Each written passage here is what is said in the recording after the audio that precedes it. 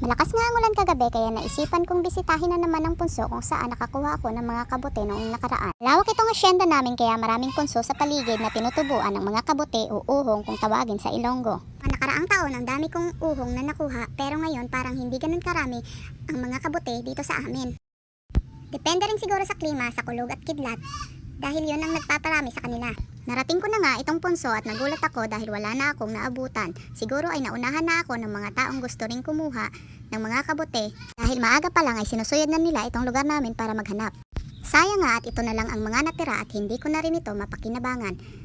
Naglibot-libot na nga ako dito at itong labong ang nakita ko. Pero hindi ko na yan kinuha kasi ayaw rin naman kumain ng asawa ko niyan. Ayaw niya kasi ng mga pagkain yung naglalaway-laway ba, katulad ng yung may okra, basta yung mga naglalaway-laway ayaw niya. Kaya hoy-hoy ang pako na umuwi kasi wala namang nakuhang labong.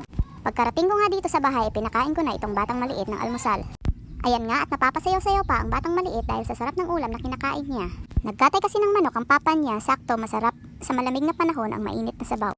Natapos na nga ang agahan namin ng batang maliit at ito na naman, umpisa na naman ako sa pagwawalis dito sa paligid ng bahay. Napakalawak kasi ng bakuran namin at ang hirap pang walisan kasi nga umulan kagabi. Dumidikit yung mga dahon at mahirap walisin kapag ganitong maulan. Pero no choice, kailangan mo talagang gawin para malinis at maaliwalas ang ating paligid. Salamat sa panonood, hanggang dito na lang muna. Bye-bye!